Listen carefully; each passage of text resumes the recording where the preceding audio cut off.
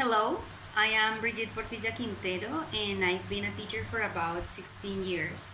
I've worked with preschoolers, kids, teens, and adult people.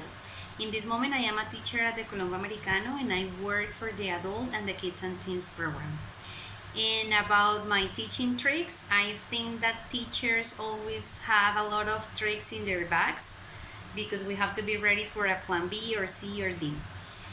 Some of my teaching tricks are that I always have in my bag some color sticks and I write numbers in the sticks and I ask my students to take one stick.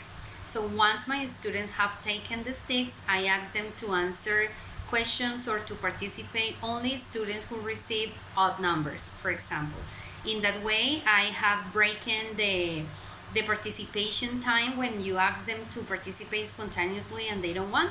So that is a way that is useful and that I use and I like.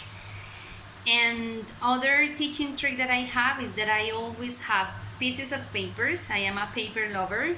I think that papers are very useful for any kind of activity. So I have pieces of papers and I give my students a piece of papers and I ask them to write or a question about the previous class, something as a review, or to write a question like making a prediction for the class that we are working with in that moment, or maybe vocabulary that they don't know, or maybe they ask a question to someone in class but they don't know who's going to receive the question.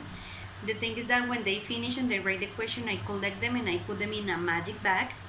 Then I ask them to take one again, so everyone will receive a different one, and they have to answer the question they receive or the statement they receive, or well, I use this activity as a warm-up, as a while, as a pause, as a wrap-up of the class according to the objective of the activity that you have.